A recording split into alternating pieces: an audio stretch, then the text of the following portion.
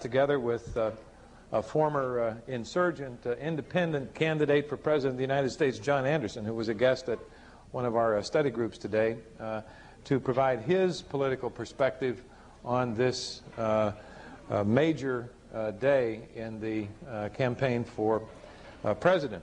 Let me just quickly introduce the people we have gathered here this evening. Our plan is to simply come on for a few minutes, talk a little bit about the campaign from the various perspectives of our fellows and our guests, and then go back to CNN when they begin to produce some numbers. So we'll be in and out a couple of times this evening. There are microphones down here on the floor, particularly those of you who come from those states where primaries are being held. It would be helpful to have your perspective. If we're not hitting that perspective, it would be helpful to have questions from you. And as I say, if there are people from the primary states here today, and if you have an opportunity to think you can provide a little insight to the rest of us, please feel free to do that. Let me just start on my left. Bill Hudnut is the former mayor, Republican mayor of Indianapolis. He's a fellow at the Institute of Politics.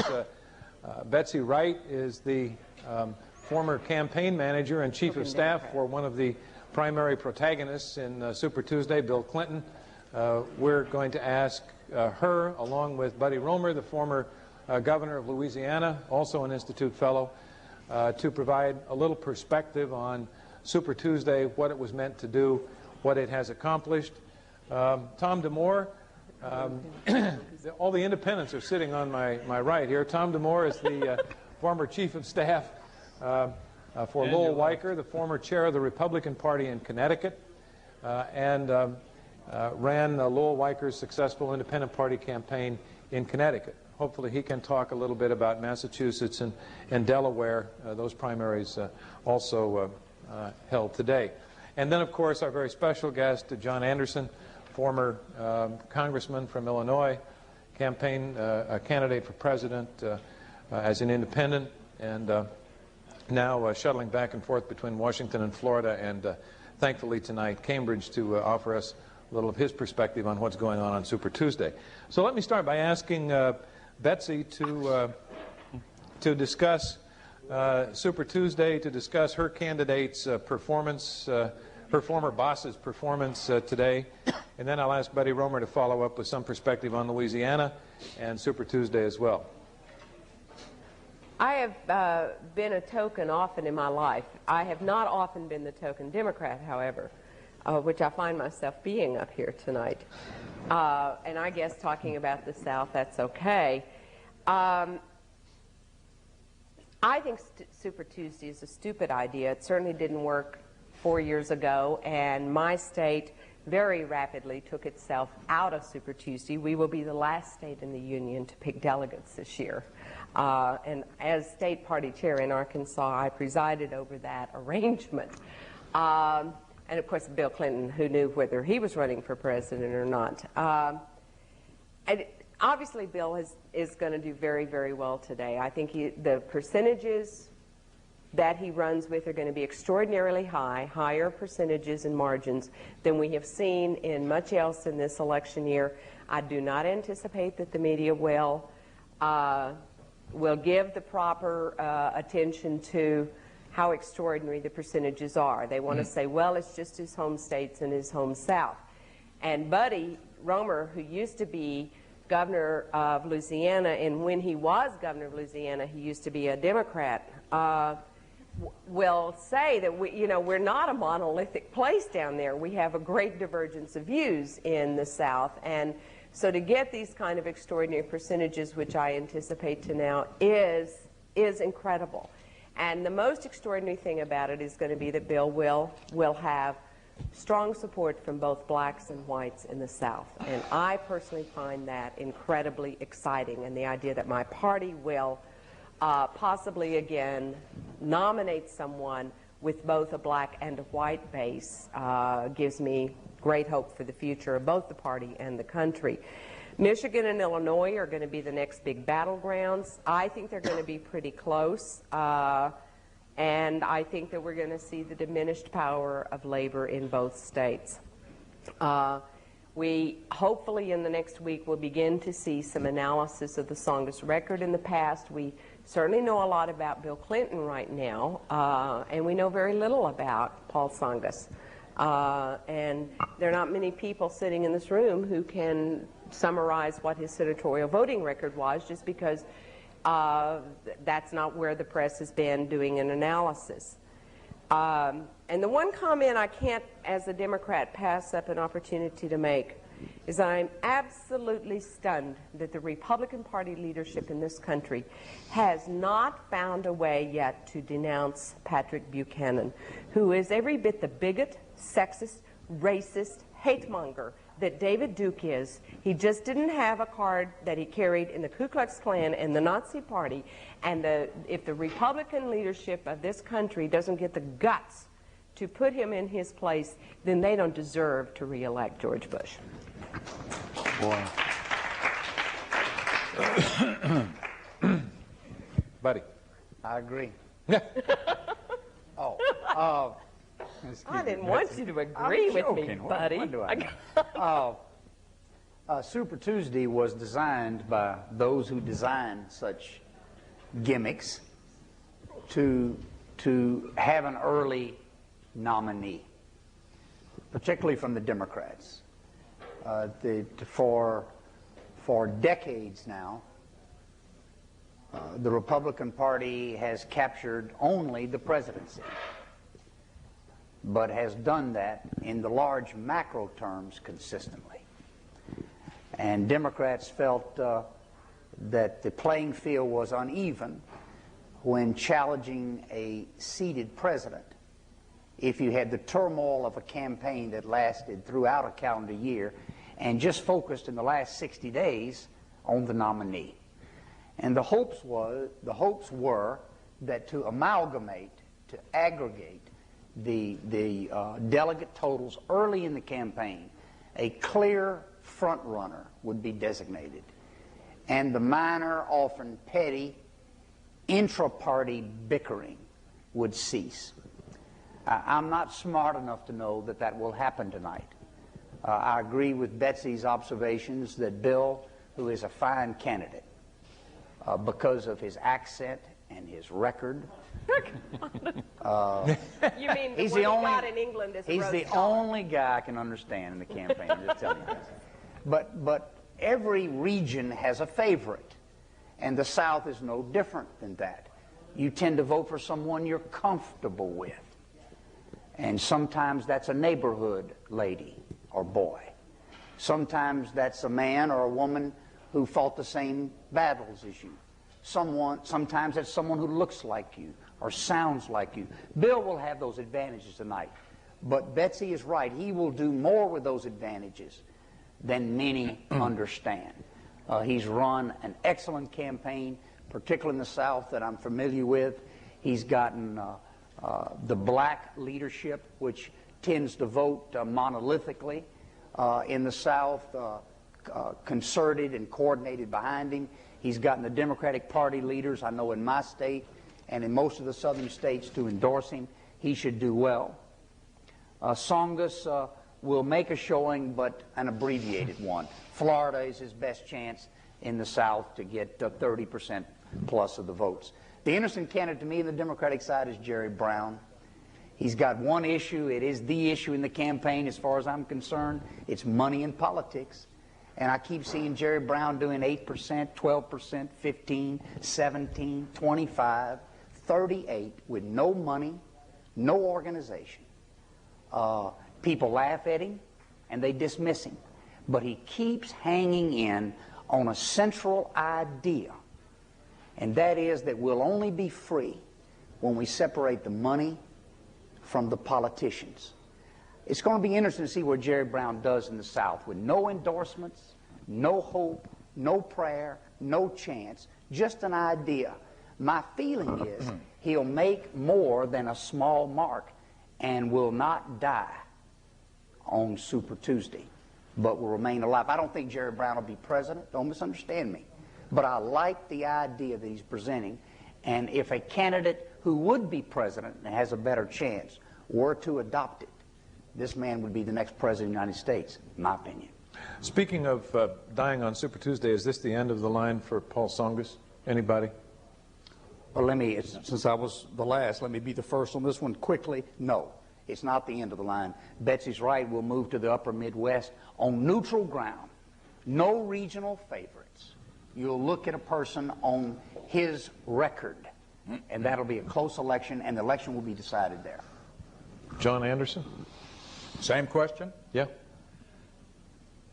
Well, I said to someone earlier that with respect to my own home state of Illinois, certainly among the professional politicians who will parse the returns with great care that are coming in tonight and who like to be associated with a winner, obviously this is going to build some momentum behind Clinton's campaign in Illinois. To my knowledge, he doesn't yet enjoy in that state the kind of big-name endorsement that he had in Florida, where he had Lieutenant Governor Buddy McKay, the former governor and now Senator Bob Graham, Simon Farrow, the state chairman of the Democratic Party.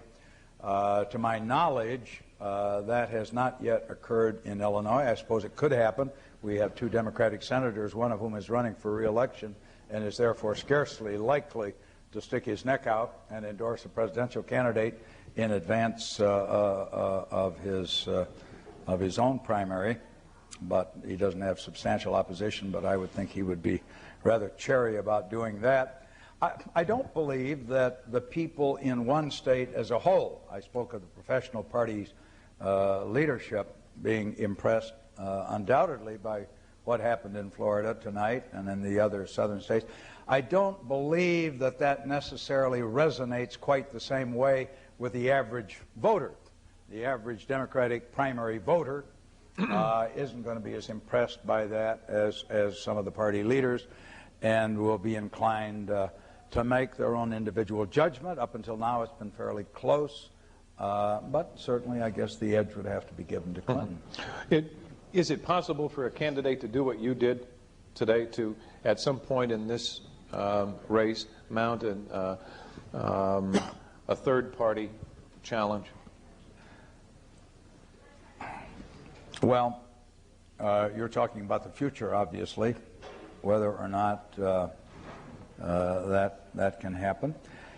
Yes, I will be consistent with what I said at dinner just a few minutes ago when Buddy and I were discussing this very question that he mentioned, namely the message that Brown is delivering, and apparently with great effectiveness, on the need to really sanitize and clean up and reform the political process.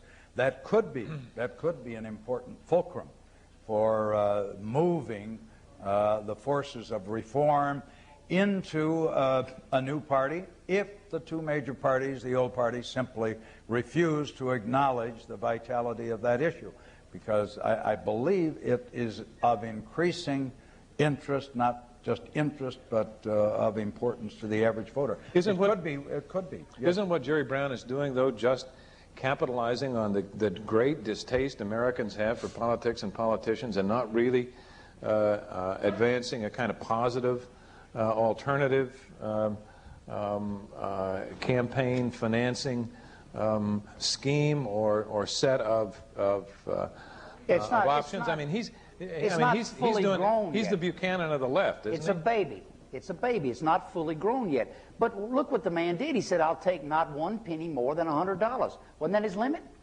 Well, my God, have you ever heard anybody doing that? To have a chance to be president of the United States? He's a recent convert to Absolutely. that. And he makes no I'm not here to defend that Jerry Brown had this idea when he was 11 years old and in school somewhere. I'm telling you, if the man went through the system, governor of a state where 1 out of every 9 Americans lives, and was darn successful at it, I give him that. I'm just saying that I was surprised when he chose this issue. I'm not suspicious of his motives. I don't even look at that. He chose this battleground. I'm impressed that he did, and I'm impressed that people from New Hampshire to Florida, in some surprising numbers, are saying, you know something, you're right. Bill Hudnut, are people out in Indiana going to vote for Jerry Brown? I doubt it. Maybe two or three. Let me just say that I certainly do agree that money is a very corrupting influence in political campaigns, and I resent the way in which money drives campaigns by buying TV commercials. And I think that Jerry Brown is on the right track, but the irreducible brute fact of the matter is that, in my opinion, most people don't care. Not in this room, but throughout the length and breadth of America. I don't think most people care enough yet about this issue to make it a driving force right now. It may be someday. The second thing I want to say is that I'm sorry, as an urban representative on this panel, as a mayor for 16 years of the 12th largest city in the country, that none of the candidates on either side are discussing issues that relate to urban America more than they are, whether it's the problems of minorities and racial polarization and poverty, or whether it's issues relating to poor housing and poor transportation and homelessness and these kinds of things. I just think it's unfortunate. The whole message is being beamed out to the middle class in the suburbs because that's where the votes are. And until the media thinks this is an issue, that nothing's going to be done about it until they start asking those questions. The third thing I want to say is that I think it's unfortunate that we have a Super Tuesday. I'd like to either go back to the old system where you just sort of worked your way up to June in California and did it gradually until finally you got to California, or we had one national primary day when everybody said it on the same day, so that you can't have a little bitty state like New Hampshire having such a disproportionate influence.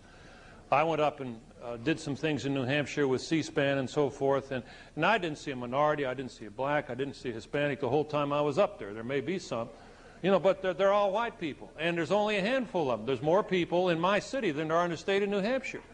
And yet nobody cares what Indianapolis thinks, but everybody cares what New Hampshire thinks. The next thing I want to say is that I think it's very too bad that Patrick Buchanan is running as a Republican. I repudiated him on C-SPAN. I'm not exactly a national leader of my party. You are, too. And I'm not sure that anybody noticed what I said, but I deplored his candidacy basically for two reasons. One, because he's never been elected dog catcher, and I don't think he has a right to run for president on that basis. He hasn't gone through any of the chairs. He's had no political experience, and he's just doing this in a flamboyant sort of way, maybe to demagogue himself. But more substantively, I agree with the comments were made, and I think it's highly unfortunate that somebody who is as racist and sexist as he appears to be, and is anti-Semitic, anti-black, anti-minority, is masquerading as a Republican candidate, and he should be jolted by the party, and he hasn't been officially. And if my voice means anything, I'd like to get him divorced tonight. The last thing I want to say is that as a Republican looking at the Democratic contest, and Betsy won't like me for saying this, and I could very well be wrong, but I think if the Democrats took a long view of what's happening now, they'd ask themselves, who's the best candidate we have to beat George Bush? And I'm not sure that the answer is Bill Clinton. My gut feeling is that Paul Tsongas would be tougher for George Bush to defeat than Bill Clinton. I don't know exactly why I say that, except I feel that he is he's deeper on the issues, he's got more substance, and certainly I think he is a person of strong character who is not very vulnerable on personal type issues. And I'm not sure the Democrats are thinking that way, or whether they're thinking of who they can elect and who is the most appealing candidate right now. But I think they'd miss the mark if they gave all their votes to Bill Clinton in a few primaries early on and eliminated Paul Tsongas as a candidate. His only liability that I can see is he's another Greek from Massachusetts, and he'll be tarred with that if he goes on through the convention and is the candidate, and they'll try to tie him to the caucus. The Republicans will, but that's another story. Buddy, quickly, what happened to David Duke in Louisiana? He, most of his votes were Democrats, not Republicans. David Duke is a product of, in my state, and I can't speak for other states, Duke got 46% of the vote running for the United States Senate. He got in a primary in which I was running and ran third. He got 30% of the vote. I got 29. The eventual winner got 31. It was close. I got the Republican vote, some Democrat. Duke got the Democratic vote without a high school diploma. Male Democratic. Male Democratic vote, that's true. But don't you talk about Duke being a Republican. He got Democratic votes, Betsy. Vast Male majority of them. Democratic Well, vote. whatever. I'm not going to play that game. You just brought up the party. He's a Democratic candidate. And he masked around to whatever label he can get to get his little nod. Now, I don't think much of David Duke. And I want to keep this non-personal if I can, Charles. But it's damn hard to do. Okay? When you see a man every day on the campaign trail stirring people up by their color, or by their gender, or by their fears, or by their anxiety, it's not a good feeling. Pat Buchanan has the same characteristics. I called him in an article for the Boston Globe this last week a kinder, gentler David Duke. And I only say that because I know David Duke so well and know what kind of hell he lives in. Buchanan is slightly better, but it's only slight. And if repudiation is needed, hopefully it'll come throughout America this year.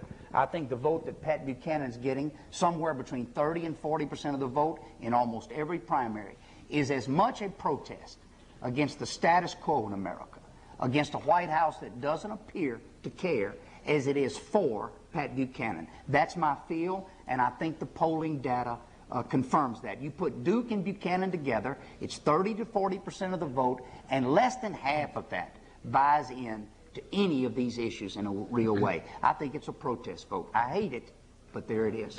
Before we go back to CNN, let me ask Tom DeMore a question. Jerry Brown ran ahead of Bill Clinton in, according to the exit polling that I've got, ran ahead of him in Massachusetts and in Rhode Island.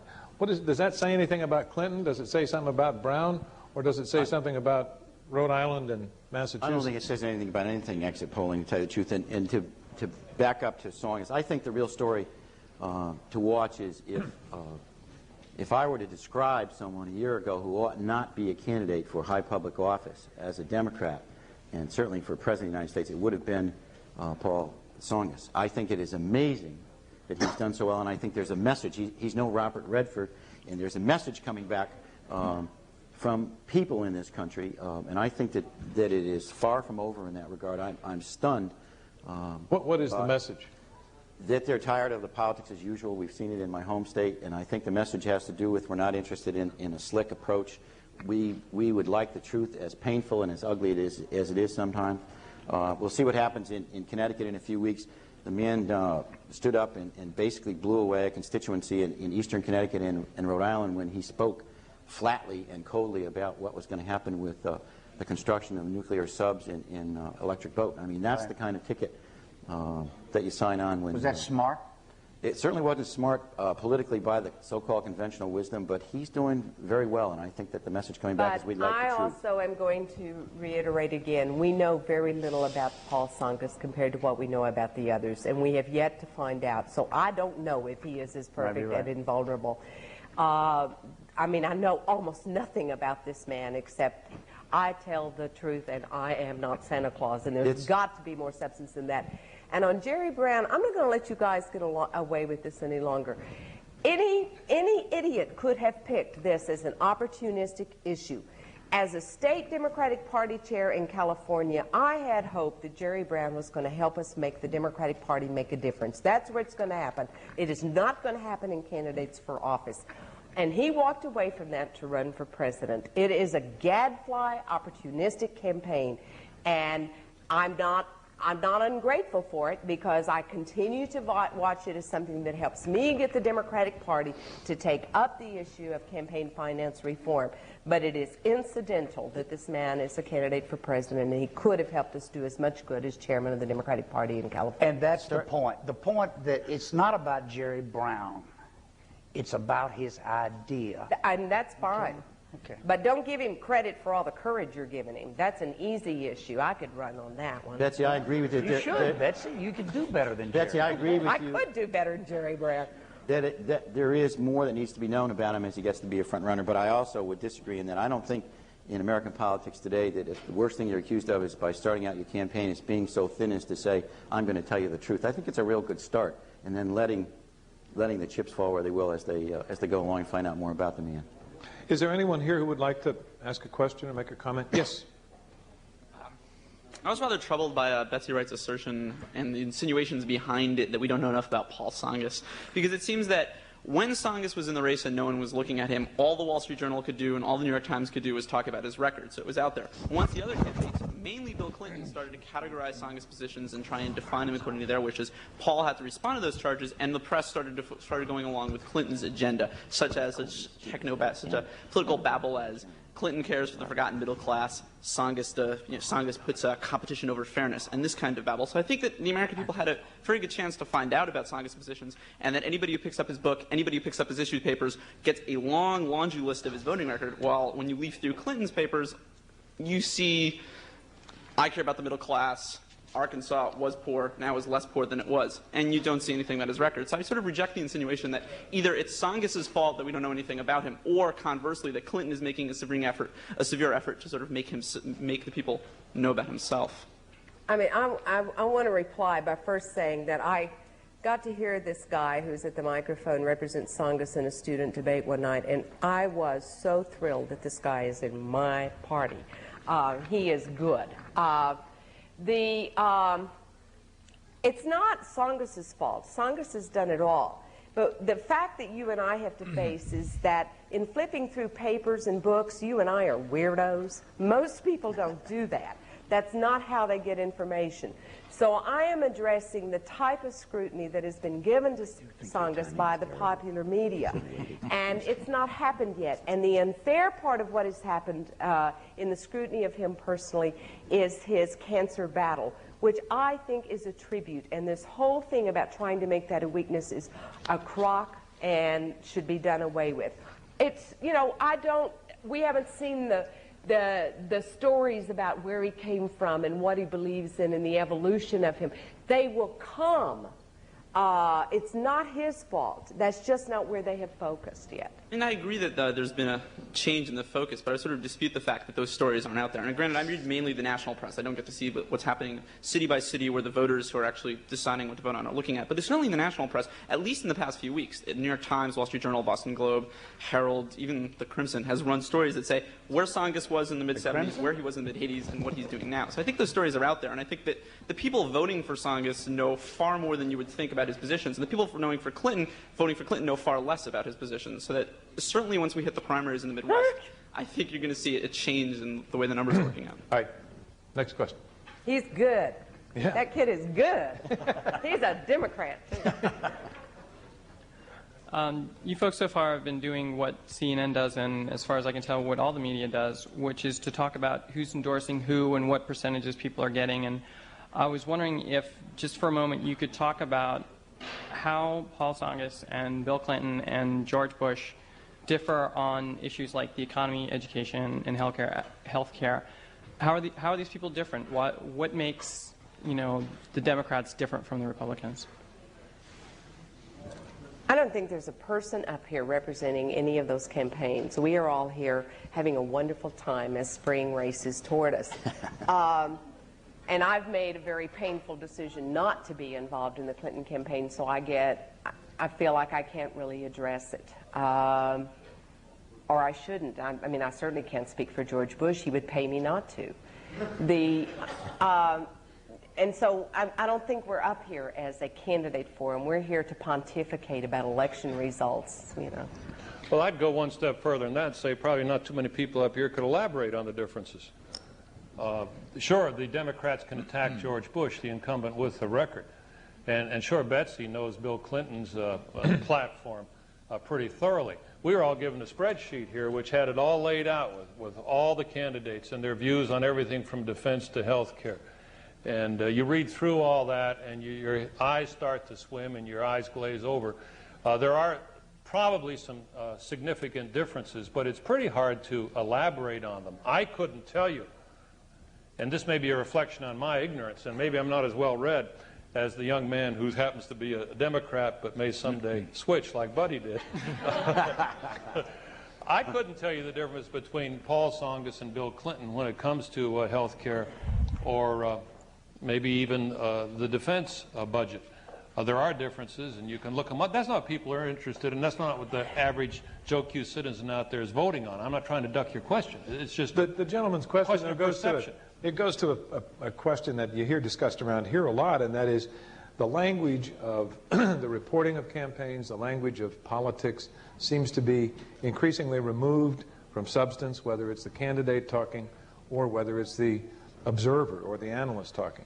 It's more seen in terms of competition and in terms of a horse race, and often in terms of conflict or battle lines, where I think people are hungering, maybe for the kind of thing Tom DeMore suggested, which is the kind of Tsongas message which says, look, something's gone wrong, here's what it is, here's what we need to do to fix it, we got to make some sacrifices, the kind of thing that makes us believe this person is telling it the way it is.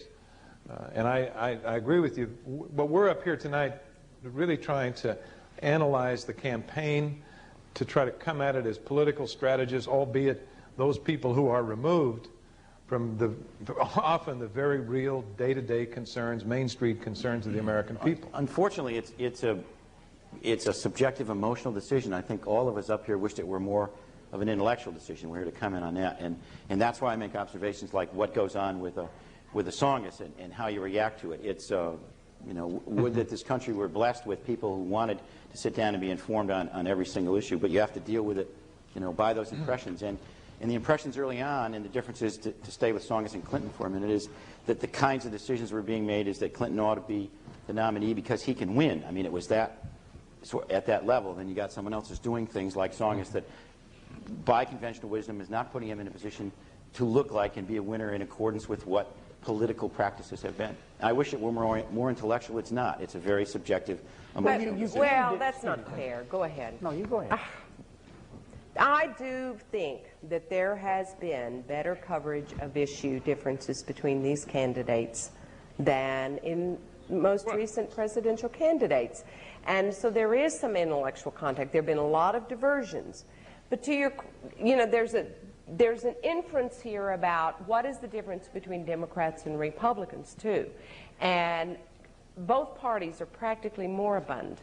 But there is still one, in my opinion, as a partisan Democrat, fundamental, basic difference, which gives me hope that there is still something to build on. And that is that Democrats believe in government and believe in making it accountable and work. And Republicans do not believe in government and believe in dismantling it and deregulating it and whatever else. And that is a fairly serious difference. I think one way to look at it that might be helpful to you would be to look at that issue that is the strength of the character and record and presentation of a candidate. You can't talk about everything every time. Is there one thing that you talk about no matter where you are? With Bill Clinton, it's education. That's a positive sign. I like that. With Paul Tsongas, it's economic health and opportunity. I like that. With George Bush, it's been in his record and even in his presentations today about a world that's safer, more at peace, and one that has the United States playing an active role. I like that too. That is a beginning point to differentiate in the focus of the candidates. Then we have to decide intellectually, are they living what they preach about their issue? And where do they stand on issues that are more peripheral to them? And that's the way we sort out between them, I think. I can't see what's going on behind me up here, John or Kathy. What, should we go back to this? We've got two people who'd like to ask. What? Okay, let's do the last two questions here, you two folks, real quick. I have a question about the comparison of Tsongas and Clinton versus Bush in the fall. And I have a couple of assumptions which I'll posit which you may disagree with. The first assumption is that Clinton so far is still a regional candidate, and that in the further primaries, unless there's a big bandwagon effect, he will not run as strongly in other parts of the country as he's running in the South. The second assumption is that Bush is very likely to win the South in the fall, no matter who the Democrat is, because of at least the past few elections where the South has gone strongly to the Republican. Given those considerations, does that say something about the strategic view of the Democratic Party in Tsongas versus Clinton? Clearly, some of us in the Democratic Party believe that that is wrong, and we believe there's a hope to make it different. I think that the Democratic Party can win part of the South. We cannot do it if we don't have a candidate who appeals to blue collar and white collar alike, black and white alike. And that's what the choice is now within the party. Sir. Yes. I've lived in New York for a number of years. And about a year or two ago, Mario Cuomo did something interesting, which is he popped out of a reverie and called a reporter and said, you know, there's all this whispering going on. Give it your best shot. He did the Gary Hart thing, only they didn't find anything. And I'm wondering if you're looking backwards, a little passé for this election, if you guys think that if more of this were done, if we'd have less of this, let 1,000 flowers bloom type of thing that's going on and causing all these distractions during the campaigns. Well, the scandal this and scandal that and whisper this and letter that. I'm afraid I don't understand the question. Maybe if prospective candidates were to more actively promote, you take a shot, look at the past, do it in the off season when you got nothing better to do. Oh. If we'd get it over with. But what if they found something? Why would you invite him to that? Would be the risk, I guess. Well, we got a couple of candidates, a couple of people who've run here. What do you think of that?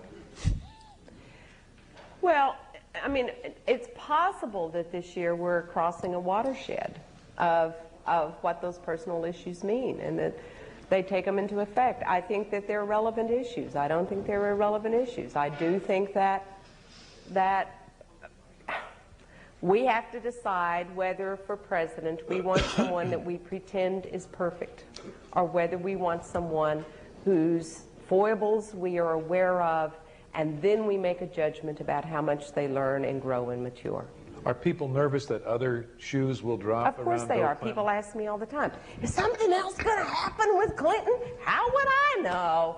I wasn't responsible for the man's personal life. I do know that there was no way he had enough time to do all that the rumors talk about. It was impossible. I don't know. I mean, we've not heard the last of the criticism of any of the candidates. I just add one thing. Having done a few campaigns, the last thing I would do, regardless of whether I knew what was in the background or not, was to throw the gauntlet down and invite the press to do that to anyone, even my opponent. And probably, I don't know why you would do that. You say, come find something out. Probably, if you're at the stage where you're running for president of the United States, the press has done a lot of that over the years, and it's, at least local news already. All right. Well, we're going to go back to CNN and some lesser analysis that be subjected to. You're all welcome to stay here and watch the CNN returns. We'll be around for a little bit if you want to chat informally with some of our fellows, but join me in thanking them for sticking around tonight and helping us talk about this election.